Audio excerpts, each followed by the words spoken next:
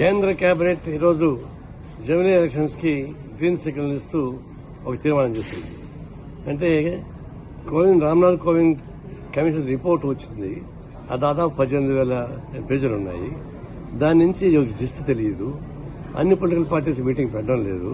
వాళ్ళ party cabinet లో పెట్టి చేయడం అంటే కేవలం డైవర్ట్ చెప్పడానికి కాదు, అది సాధ్యం కాదు. ఎందుకంటే 2/3 మెజారిటీ వాళ్ళకి కావాలి. ఒకటి ఈ 1 ఎలక్షన్ 1 నేషన్ 1 లీడర్ అనే ఒక ప్రమాదకరమైన సిద్ధాంతాన్ని ముందరపెట్టి మోడీ గవర్నమెంట్ ట్విస్ట్ చేస్తా ఉంది. ఒకవేళ మొత్తం వ్యతిరేకత పెరుగుతా ఉంది. ఈ 100 రోజుల్లో నువ్వేం చేశావు దానిపైన విమర్శ బాగా పెరుగుతా ఉంది.